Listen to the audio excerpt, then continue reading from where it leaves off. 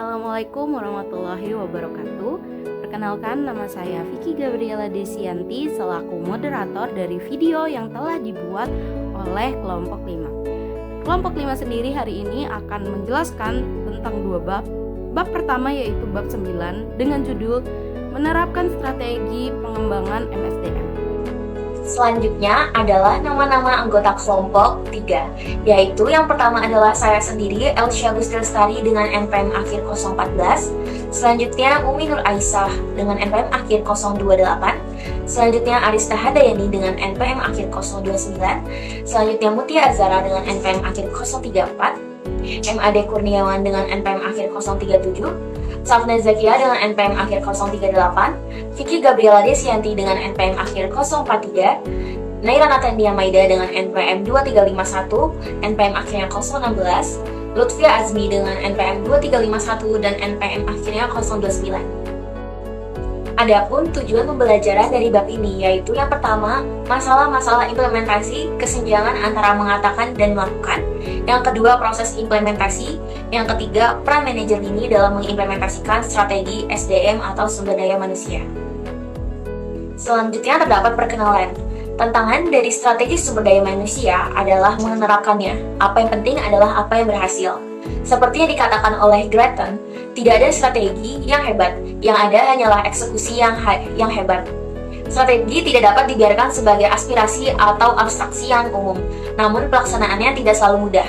Niat tidak selalu mengarah pada tindakan.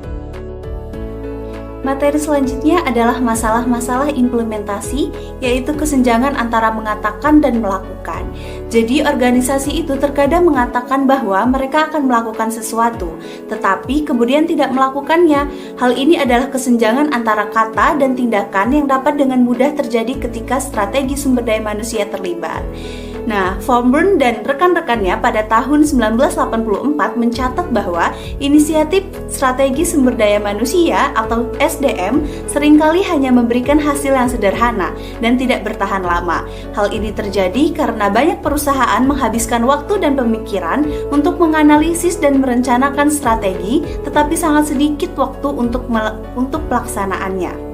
Nah, penelitian yang dilakukan oleh Gies dan Conway menghasilkan kesimpulan bahwa ada 3 elemen dalam model logis efektivitas sumber daya manusia, yaitu ada praktik sumber daya manusia harus ada, kemudian praktik sumber daya manusia harus efektif, kemudian yang terakhir ada praktik sumber daya manusia harus diterapkan secara efektif.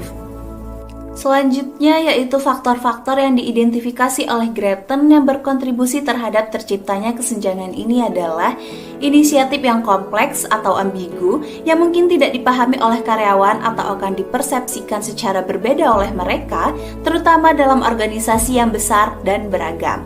Kemudian lebih sulit untuk mendapatkan penerimaan atas inisiatif yang tidak rutin, kemudian inisiatif yang dipandang sebagai ancaman, kemudian ketidakkonsistenan antara strategi dan nilai-nilai perusahaan, selanjutnya itu sejauh mana manajemen senior itu dipercaya, dan yang terakhir itu persepsi keadilan dari inisiatif tersebut. Baik, materi selanjutnya yaitu peran mitra strategis dalam SDM. Konsep mitra strategis diperkenalkan oleh Dyer dan Holder pada tahun 1988. Gagasan ini menekankan pentingnya fungsi SDM dalam mendukung strategi bisnis secara keseluruhan. Terdapat 4 aspek utama peran mitra strategis SDM. Yang pertama yaitu kolaborasi dalam strategi SDM. Eksekutif SDM senior bekerja sama dengan eksekutif puncak untuk merumuskan strategi yang sejalan dengan tujuan bisnis. Yang kedua, evaluasi proposal bisnis. Eksekutif SDM senior turut serta dalam perencanaan bisnis, mengevaluasi setiap proposal dan perspektif SDM untuk memastikan keselarasan dengan strategi perusahaan. Yang ketiga yaitu implementasi strategi. SDM secara aktif mendukung manajer lini dalam menerapkan komponen strategi bisnis agar sesuai dengan rencana yang telah ditetapkan. Yang keempat yaitu manajemen strategis SDM. Fungsi SDM dikelola secara strategis untuk memastikan bahwa aktivitas SDM mendukung tujuan jangka panjang organisasi. Selanjutnya, dalam menilai peran sumber daya manusia dalam suatu organisasi, manajemen perlu menentukan sejauh mana para profesional ini memenuhi kriteria berikut. Yang pertama, luangkan waktu bersama pelanggan dan klien, mendiagnosis, mendiskusikan, dan menanggapi kebutuhan. Yang kedua, berpartisipasi secara aktif dalam rapat perencanaan bisnis dan memberikan wawasan yang mendalam mengenai kemampuan strategis, teknologi, dan finansial. Yang ketiga, memahami kondisi bisnis.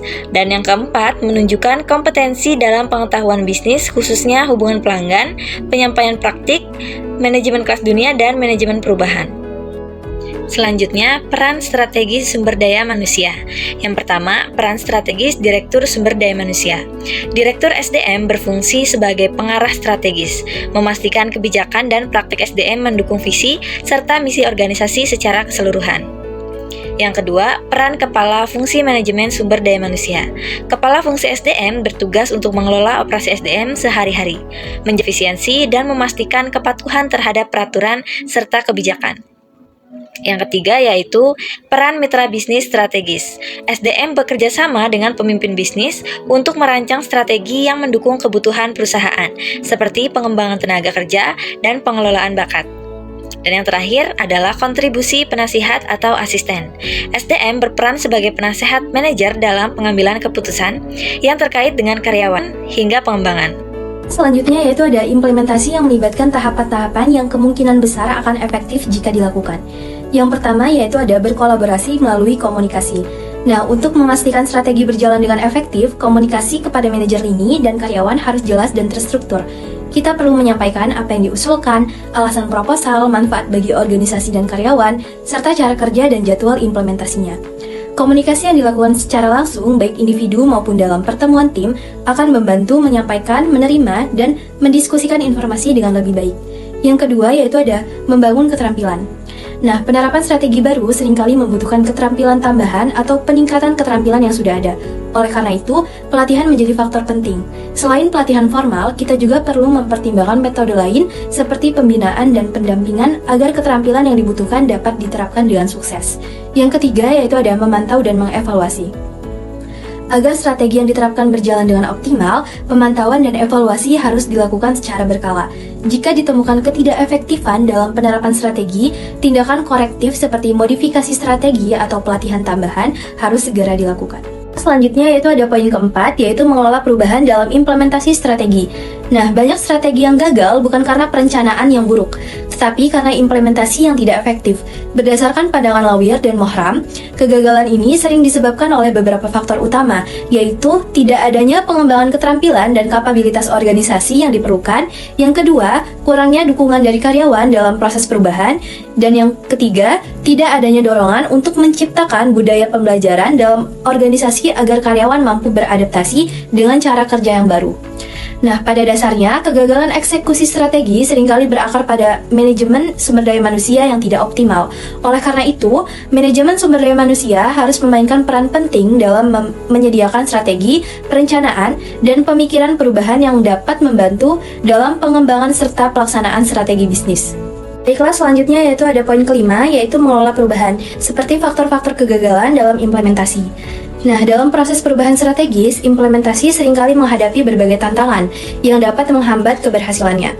Berdasarkan penelitian yang dilakukan oleh Karnal, terhadap 93 organisasi, terdapat beberapa faktor utama yang menyebabkan kegagalan dalam implementasi perubahan secara efektif. Yang pertama, yaitu ada implementasi yang memakan waktu lebih lama dari yang direncanakan.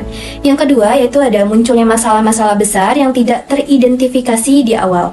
Yang ketiga, kurangnya koordinasi dalam pelaksanaan. Yang keempat, yaitu ada gangguan dari krisis lain dalam organisasi. Yang kelima, yaitu ada kurangnya keterampilan dan kesiapan karyawan. Yang keenam, pelatihan dan instruksi yang tidak cukup. Yang ketujuh, dampak faktor eksternal yang tidak terkendali. Masih membahas tentang mengelola perubahan, jadi sini saya akan membahas mengenai saran-saran berikut ini yang dapat meminimalkan masalah-masalah tersebut. Yang pertama itu adalah memotivasi untuk mencapai perubahan perilaku individu. Yang kedua itu adalah mengelola transisi dengan membuat peraturan organisasi yang dirancang untuk memastikan bahwa kontrol terus dipertahankan selama dan setelah adanya transisi. Dan juga terus mengembangkan dan juga mengkomunikasikan gambaran yang jelas tentang masa depan. Yang ketiga adalah membentuk dinamika politik perubahan sehingga pusat-pusat kekuasaannya akan mendukung dan tidak akan menghalanginya. Dan yang terakhir, yang keempat itu adalah membangun stabilitas struktur dan juga proses untuk menjadi jangkar bagi orang untuk berpegang teguh. Masih membahas mengenai mengelola perubahan, jadi peran dan juga fungsi manajemen sumber daya manusia dalam fasilitasi perubahan adalah sebagai berikut. Yang pertama itu adalah inisiatif harus memiliki kasus bisnis yang jelas dengan laba atas investasi yang terukur. Yang kedua adalah dukungan dari tim puncak menjadi suatu bagian yang sangat penting. Yang ketiga, manajer ini juga sumber daya manusia harus saling berkolaborasi sejak awal proses perencanaan perubahan. Yang keempat, menggunakan bahasa bisnis yang jelas. Hindari jargon SDM yang berlebihan untuk memastikan pemahaman yang lebih jelas. Yang kelima adalah keterampilan mengenai manajemen proyek dan juga manajemen sumber daya manusia yang menjadi suatu bagian yang sangat penting sehingga dapat membantu dalam perencanaan alokasi sumber daya dan juga pengelolaan resiko yang efektif. Yang keenam itu adalah komunikasi yang efektif dapat membantu dalam menjelaskan, melibatkan, dan juga membangun komitmen terhadap adanya program. Yang ketujuh, manajemen sumber daya manusia harus terus memastikan bahwa keterlibatan penuh karyawan dalam desain dan juga implementasi perubahan. Yang terakhir, yang ke-8 itu adalah pelajari dari pengalaman dan juga pengetahuan dari pihak lain untuk meningkatkan efektivitas suatu program. Selanjutnya kita masuk ke pembahasan mengenai peran manajer ini dalam menerapkan strategi sumber daya manusia. Jadi, manajer ini berperan penting atau krusial dalam menerapkan dan juga mengimplementasikan suatu kebijakan. Untuk mencapai suatu keberhasilan dari penerapan kebijakan strategi sumber daya manusia tersebut, ada 3 hal yang perlu diperhatikan. Yang pertama itu adalah melibatkan manajer ini dalam pengembangan strategi sumber daya manusia. Yang kedua itu adalah memastikan bahwa kebijakan tersebut dapat dilaksanakan dengan sumber daya yang tersedia. Yang ketiga itu adalah memberikan pelatihan, proses pendukung, dan juga panduan yang diperlukan. Penelitian oleh Trevor pada tahun 2011 menunjukkan bahwa manajer ini sering mengkompromikan atau bahkan menyabotase implementasi dari strategi kebijakan sumber daya manusia karena mereka merasa adanya ketidakyakinan, kurangnya keterampilan, atau motivasi. Meskipun manajemen sumber daya manusia dapat mengusulkan kebijakan, manajer inilah yang dapat menentukan apakah kebijakan tersebut dapat berjalan dengan baik ataupun tidak. Berikutnya adalah kesimpulan. Jadi, implementasi strategi sumber daya manusia menjadi tantangan utama dalam manajemen sumber daya manusia. Seringkali terdapat kesenjangan antara rencana strategis dengan pengimplementasiannya. Hal tersebut bisa terjadi karena kurangnya perhatian pada faktor praktis, seperti kurangnya keterlibatan manajer lini, komunikasi yang kurang efektif, dan juga dukungan yang kurang memadai. Untuk mencapai pengimplementasian efektif, maka diperlukanlah perumusan strategi yang praktis, keterlibatan karyawan, membangun keterampilan, dan juga melakukan pemantauan dan juga evaluasi hasil. Peran ataupun juga fungsi manajer ini sangat penting dalam menerapkan kebijakan sumber daya manusia. Sementara itu, profesional sumber daya manusia harus berfungsi sebagai mitra strategis yang memahami kebutuhan bisnis dan juga mendukung tujuan organisasi. Selain itu, keseimbangan antara aktivitas transaksional seperti perekrutan dan juga pelatihan karyawan harus berjalan dengan baik atau seirama dengan aktivitas strategis perusahaan, yaitu contohnya adalah pengembangan strategi sumber daya manusianya.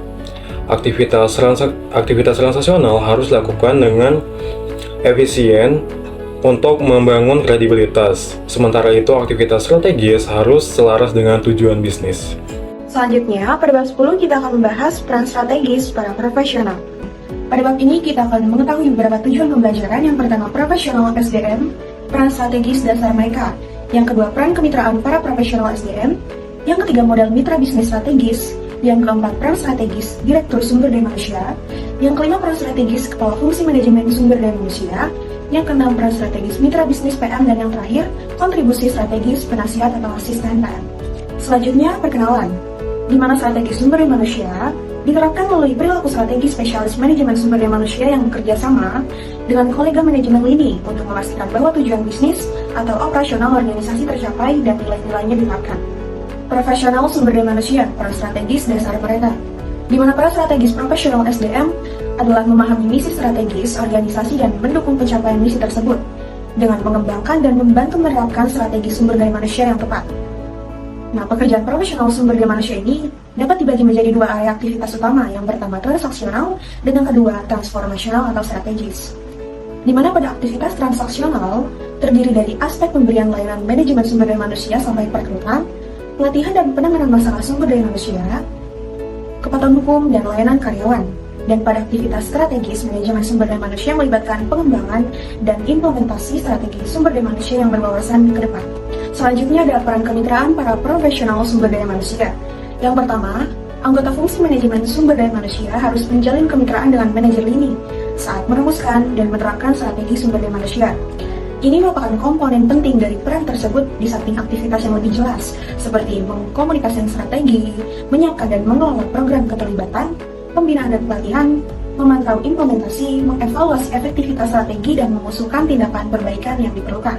Dan yang kedua, kemitraan berarti bekerja dengan manajer lini menggunakan pendekatan bersama untuk menangani masalah, memecahkan masalah, dan yang terpenting memperkenalkan kebijakan dan praktik manajemen sumber daya manusia yang baru. Selanjutnya saya akan menjelaskan tentang model mitra bisnis strategis. Model mitra bisnis strategis mengoperasionalkan konsep peran kemitraan yang dijalankan oleh para profesional SDM. Pada tahun 1985, Tyson yang umurnya itu sekitar 12 tahun lebih tua daripada Dave Ulrich menggambarkan mereka sebagai manajer bisnis yang memiliki kapasitas untuk mengidentifikasi peluang bisnis, melihat gambaran besar, dan memahami bagaimana peran mereka dapat membantu mencapai tujuan bisnis perusahaan. Mereka itu mengintegrasikan aktivitas mereka secara erat dengan manajemen puncak dan memastikan bahwa mereka melayani tujuan strategi jangka panjang untuk mengantisipasi kebutuhan, bertindak fleksibel dan juga proaktif.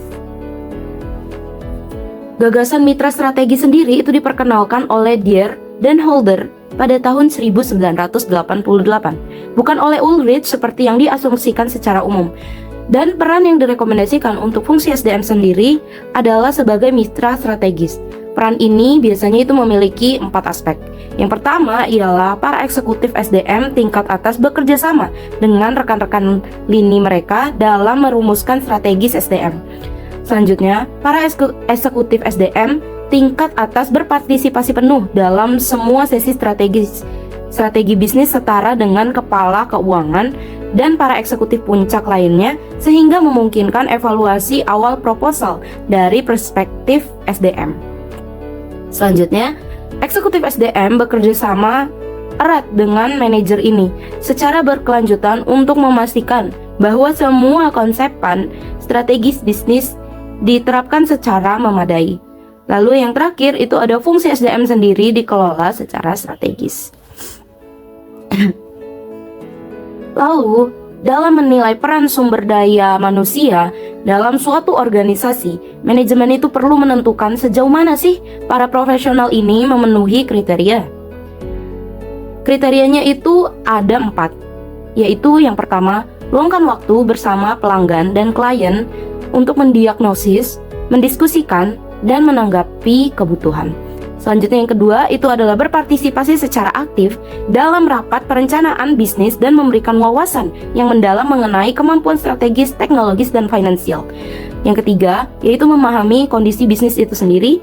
Dan yang keempat adalah menunjukkan kompetensi dalam pengetahuan bisnis, khususnya hubungan pelanggan, penyampaian praktik, manajemen kelas dunia, dan juga manajemen perubahan. Lalu materi selanjutnya akan dijelaskan oleh teman saya yaitu Naira. Selanjutnya ada peran strategi manajemen sumber daya manusia. Peran strategi manajemen sumber daya manusia dibagi menjadi 4. Yang pertama, peran strategi direktur sumber daya manusia. Yang kedua, peran kepala fungsi manajemen sumber daya manusia. Yang ketiga, peran mitra bisnis strategis. Dan yang terakhir, kontribusi penasehat atau asisten. Yang pertama ada peran strategis direktur sumber daya manusia. Peran strategis Direktur Sumber Daya Manusia adalah untuk mendorong pencapaian tujuan dan nilai organisasi dengan 3 cara, yaitu yang pertama, mengembangkan dan menerapkan strategi sumber daya manusia yang terintegrasi dengan strategi bisnis dan koheren serta saling mendukung. Yang kedua, memastikan bahwa pendekatan strategis diadopsi yang memastikan bahwa aktivitas manajemen sumber daya manusia mendukung bisnis dan memberikan nilai tambah. Dan yang terakhir, mempertimbangkan dimensi etika manajemen sumber daya manusia. Untuk melaksanakan peran tersebut, Direktur Sumber Daya Manusia perlu memahami tujuan strategis organisasi, menghargai keharusan bisnis atau operasional dan pendorong kinerja yang relatif terhadap tujuan, dan menyadari faktor-faktor penting yang mengatur keberhasilan organisasi, sehingga mereka dapat mendorong dan berkontribusi pada perkembangan inisiatif yang dirancang untuk meningkatkan kinerja organisasi secara keseluruhan. Yang kedua ada peran strategis Kepala Fungsi Manajemen Sumber Daya Manusia. Peran strategis para Kepala Fungsi Manajemen Sumber Daya Manusia pada dasarnya sama dengan fungsi Direktur Sumber Daya Manusia untuk seluruh organisasi. Mereka mendukung tercapainya tujuan organisasi dengan mengembangkan dan menerapkan strategi fungsional yang selaras dengan strategi perusahaan dan terintegrasi dengan strategi fungsi manajemen sumber daya manusia lainnya. Dan mengadopsi pendekatan strategis dalam arti memastikan bahwa aktivitas manajemen sumber daya manusia mendukung. Selanjutnya yang ketiga yaitu peran strategis mitra bisnis PM. Peran mitra bisnis manajemen SDM adalah untuk mendorong pencapaian tujuan bisnis atau operasional unit atau fungsi organisasi tempat mereka bekerja. Namun selain itu, mitra bisnis manajemen SDM juga memiliki peran lain, yaitu yang pertama kolaborasi dan sinergi, yang kedua manajemen risiko, yang ketiga optimalisasi sumber daya, yang keempat negosiasi dan keputusan strategis, dan yang terakhir yang kelima peningkatan kualitas dan kepatuhan. Selanjutnya, kontribusi strategis penasehat atau asisten PM. Peran penasihat atau asisten manajemen SDM terutama adalah memberikan layanan yang efektif dalam fungsi mereka atau sebagai anggota pusat layanan manajemen SDM. Meskipun mereka tidak akan bertanggung jawab atas perumusan strategi SDM, mereka dapat memberikan kontribusi dalam bidang spesialisasi mereka sendiri. Mereka perlu memahami tujuan departemen atau manajer yang mereka beri layanan untuk memastikan bahwa layanan ini mendukung pencapaian tujuan tersebut. Contohnya seperti manajer produksi ingin meningkatkan produktivitas timnya. Penasihat SDM membantu dengan bisa yang pertama dengan menganalisis data, kinerja karyawan dan mengidentifikasi masalah. Selanjutnya menyarankan sistem evaluasi yang lebih transparan dan yang terakhir memberikan rekomendasi penghargaan atau insentif untuk meningkatkan motivasi karyawan.